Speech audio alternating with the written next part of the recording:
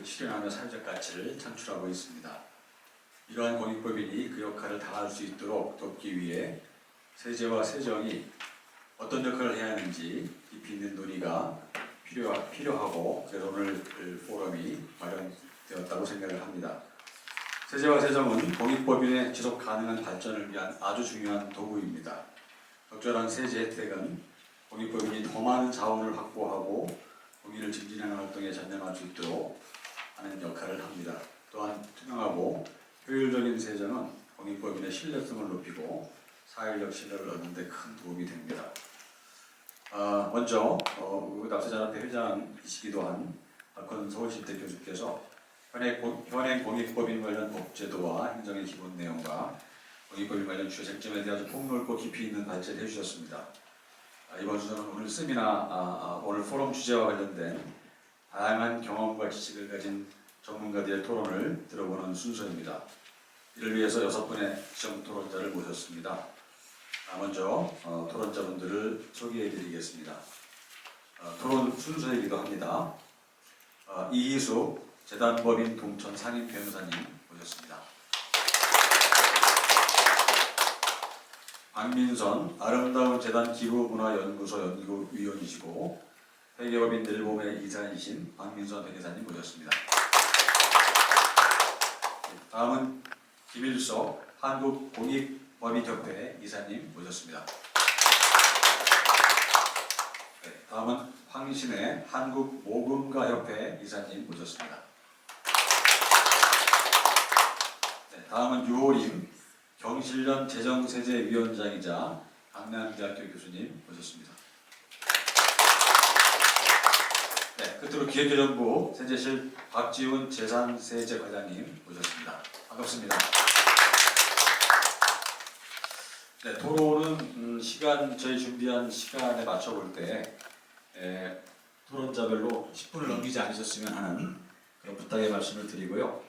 지정 토론이 끝나면 플로어에서 7분을 받은 후에 발제자이신 박훈 교수님의 종합 답변을 듣는 것으로 마무리하고자 합니다. 그러면 먼저 첫 번째 토론자이신 이희숙 변호사님께 마이크를 넘기겠습니다. 네, 안녕하세요. 저는 재단법인 동천의 이희숙입니다. 동천은 법법인 태평양에서 설립한 재단이고요.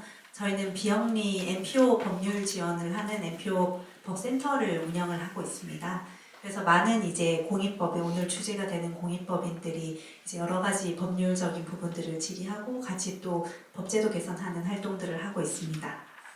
앞에서 박훈 교수님 발제 감사드리고요. 앞에서 교수님께서 발표해 주신 내용처럼 실제로 법 개정이 될 수 있으면 얼마나 좋을까 하는 생각을 하면서 같이 들었습니다.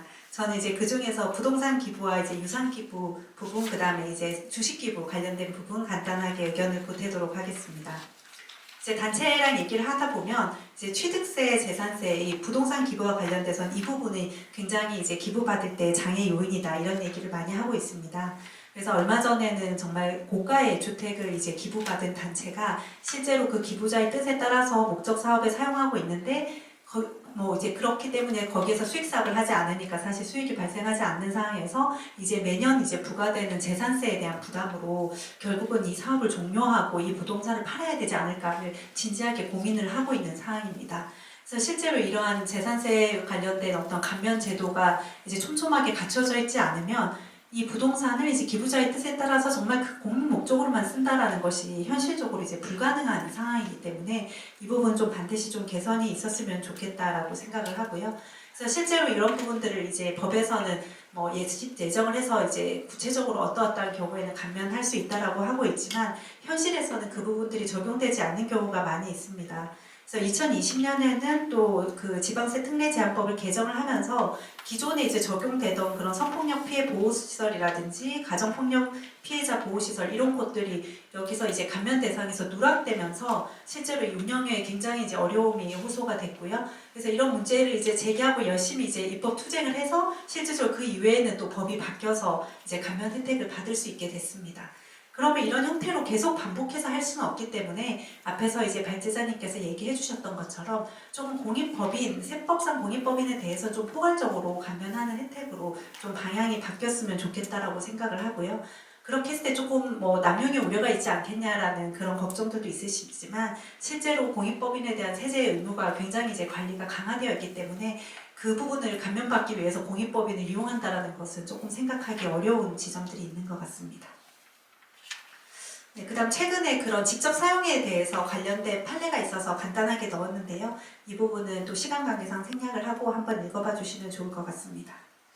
네, 그 다음에 이제 현장에서 기부받을 때 또 어려운 점은 이 부동산을 내가 3년 내에 쓸 수 있겠느냐 이 부분에 대해서 좀 우려가 있으시고요. 그래서 저희도 뭐 부동산 자산 기부 상담할 때 이게 3년 내에 쓸 수 있는지 반드시 체크해라. 이게 어려울 것 같으면 받았다가 실제로 증여세 부과되면 더 큰 어려움이 있을 수 있다라고 해서 실제로 받는 부분들을 조금 더 이제 어렵게 된다거나 하는 경우들이 있어요. 그럼 기부하는 사람이 정말 크게 이제 한마음 이렇게 결심을 했는데 실제로 그게 기부로 연결되지 못하는 점들도 안타까운 것 같습니다. 그래서 법에서도 이제 이런 3년 내에 사용해야 되는 의무에 대한 예외를 규정을 하고 있지만 이 규정도 좀 굉장히 제한적인 것 같습니다. 그래서 현장에서는 실제로 여기에 이제 어떤 고유 목적 사업에 따른 건물을 지으려고 했는데 이웃과의 분쟁 때문이라든지 공사 지연이라든지 중간에 생각했던 기부금이 또 그만큼 안 모아진다든지 여러 사례로 인해서 이제 그 기간이 점점 더 딜레이 되는 경우들이 많이 있고요. 또 그래서 안 되니까 이거를 팔아서 이 돈으로 공익 사업에 써야 되겠다라고 힘들게 이사의 결정을 했는데 또 안 팔려가지고 또 못 쓰고 있는 사례들도 많이 있습니다. 그래서 이 부분은 사실 규제가 강화될수록 사실 현장에서 굉장히 어려운 측면들이 있어서요. 저희가 이제 유산기부 이제 그 다음에 이제 부동산 기부 활성화 하겠다고 하면 이런 어떤 3년 내 사용 의무에 대한 예외를 조금 더 많이 이제 좀 넓히는 그런 것들이 필요할 것으로 보여집니다. 그 다음에 이제 또 현장에서는 느꼈을 때 유류분 부분 앞에서도 얘기하셨지만 그런 부분들에 대한 우려가 많이 있고요. 저는 이제 그런 우리나라뿐 아니라 다른 각국의 어떤 세제 혜택에 대한 부분들 공익법인에 대한 조사하는 데 참여를 매년 하고 있는데 이제 질문에서 보면 유산기부 활성화를 위한 여러 가지 그 세제 혜택이 있습니까? 이렇게 물어봐요. 그러면 이걸 있다고 해야 될지 없다고 해야 될지 되게 곤란하더라고요. 그래서 기부를 했으니까 그만큼의 자산이 그 상속세에서 빠지는 거는 사실 안 받았으니까 당연한 건데 이걸 혜택이라고 볼 수 있나? 그럼 이제 뭐 영국과 같은 경우에는 10% 이상 기부하고 그걸 이행했을 때는 세율 자체를 감면을 해준다던가 뭔가 추가로 유산 기부를 조금 더 독려할 수 있는 인센티브가 있어야지 정말 우리나라도 이런 유산 기부와 관련된 어떤 그런 특례를 두고 있다, 세제 혜택을 주고 있다 이렇게 얘기를 할 수 있을 것 같습니다. 그래서 이런 부분들 저희도 좀 영국 사례를 많이 좀 저희들도 좀 적용했으면 좋겠고요. 실제로 영국 같은 경우 2020년 기준으로 유산 기부가 26% 정도라고 하는데 저희 나라는 0.9% 정도에 이제 그치고 있어서 좀 이것들을 변화시킬 수 있는 획기적인 세제의 변화가 있어야 되지 않을까 생각을 하고 있습니다. 네, 그 다음에 이제 또 상담하면 이 부동산 자산을 넘기는 것을 다른 가족들도 동의하고 있어요. 이렇게 얘기를 하시거든요.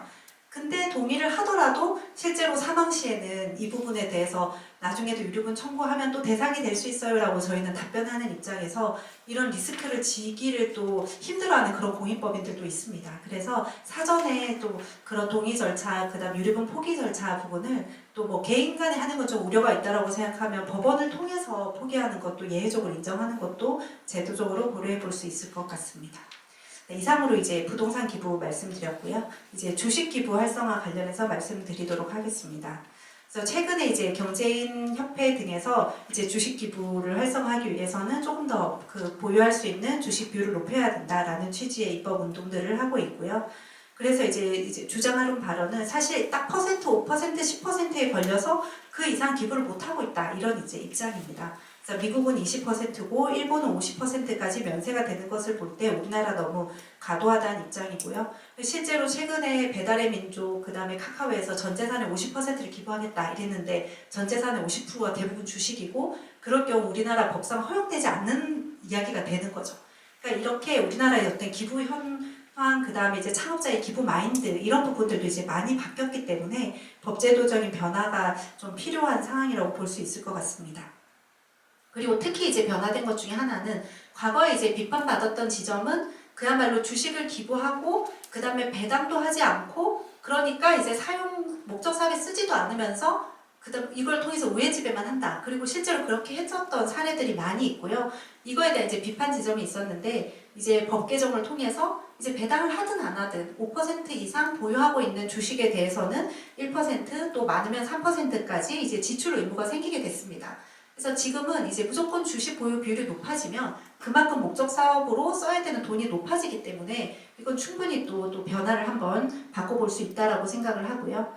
그래서 예를 들어서 지금 상출 집단이 5%까지 기부를 할 수 있는데 만약 이거를 15%까지 허용을 해서 어떤 상출 집단에서 15%까지 기부를 했다 이렇게 될 경우에는 실제로 5%에서 15%까지 3배가 늘어났고 그 다음에 이제 5%에서 10% 이상이 되면서 의무 지출 비율도 이제 3배가 늘어나서 총 그러니까 9배가 의무 지출을 해야 되는 상황이 됩니다.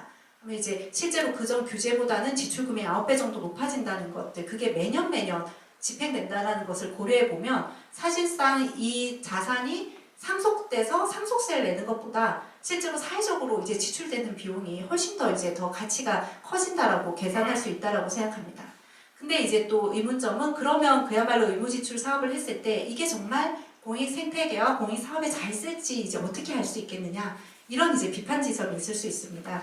그래서 저는 이 부분을 좀 기업과 NGO와의 협력으로 좀 풀어나갔으면 좋겠다라고 생각을 하고요.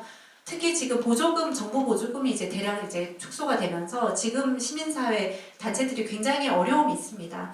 그래서 현재로서는 이제 또 뭐 개인의 기부금뿐 아니라 기업의 기부금도 좀 늘어나야 되는 상황인데요. 그래서 주식 기부가 이렇게 늘어날 경우에 이 늘어나는 돈을 이제 그 기업 또는 기업 재단에서 자체적으로 이제 쓰는 것보다는 일정 비율 이상을 NGO한테 배분을 해서 NGO가 이제 쓸 수 있게 하는 게 좀 우리가 이번에 이 법 개정을 추진하면서 한번 해볼 수 있는 이야기가 아닌가 싶습니다. 근데 왜 그렇게 해야 되느냐? 사실상 이제 공익 영역도 굉장히 이제 전문화가 되어 있고요.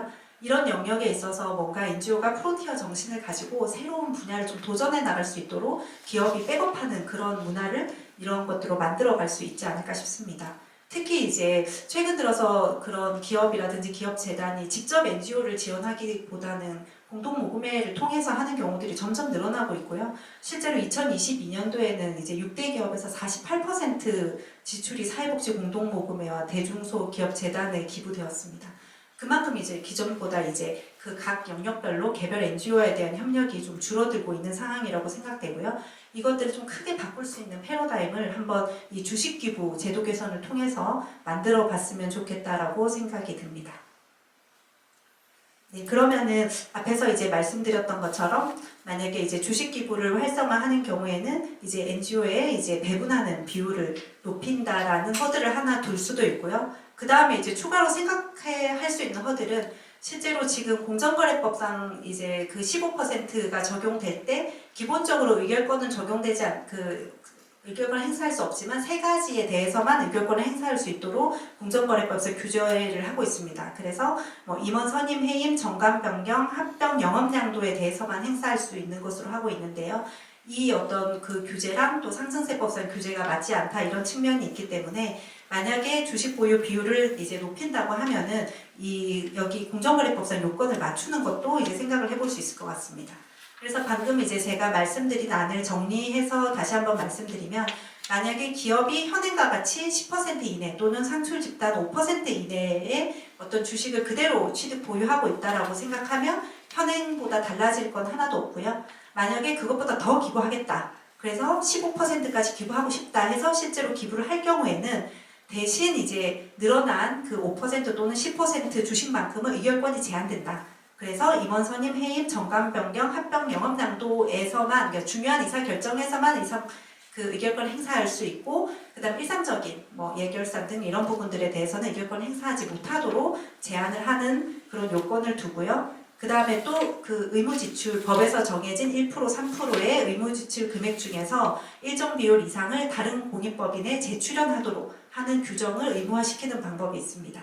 그런데 이제 재출연도 이제 마음대로 하면 또 어떻게 될지 모르니까 이 부분도 예를 들어서 외부의 그런 위원들, 그 다음에 시민사회에서 추천하는 위원들 이렇게 좀 다 포섭을 해서 그런 배분위원회를 구성해서 좀 투명하게 배분을 하고 그야말로 이제 성과 중심의 배분을 하도록 그런 요건들을 갖춘다면 뭐 법에서 이런 요건들을 충분히 규정을 할 수 있겠죠. 그렇게 할 경우에는 뭐 15%까지 더 이제 기부할 수 있도록 하면 그야말로 이제 기업의 주식 기부는 늘어나고 그 다음에 이 돈이 NGO로 흘러가는 그런 두 가지를 다 잡을 수 있지 않을까 싶습니다. 네, 그 다음 의견권 행사하지 않는 경우에 현재 20% 규제가 있는데 지금 사실 이거를 규제하는 취지 자체는 사실 어떤 편법 승계나 이런 부분들의 우려가 커서인데 만약 의결권 행사하지 않는다면 그보다 더 비율을 높여서 기업의 기부 자율성을 높이는 것도 또 같이 고려해 볼 수 있을 것으로 생각합니다. 그래서 이런 어떤 그 기업과 NGO의 협력을 통한 기부 활성화, 주식 기부 활성화안은 기본적으로 기업, NGO 모두에게 이제 투명성이 전제돼야 된다라고 생각을 하고요. 그래서 뭐 NGO는 여러 가지 세법상 규제를 통해서 이제 그런 투명성이 점점 더 관리가 되고 있고요. 그다음 기업에서도 실제로 늘어나는 주식만큼 사회에 기여하면서 크게 이제 활동을 한다라는 측면에서는 또 그 운영이라든지 배분이라든지 이런 부분에 있어서 NGO의 참여를 좀 더 활성화시켜서 투명하게 관리되는 것이 뭐 외부에 다 좀 나타낼 수 있도록 이렇게 하면 서로 좀 신뢰관계를 형성해가면서 이제 주식 기부와 그다음 공익 생태계 활성화에 기여할 수 있지 않을까 싶습니다. 네, 이상으로 이제 쟁점에 대해서 말씀드리도록 하겠습니다. 감사합니다.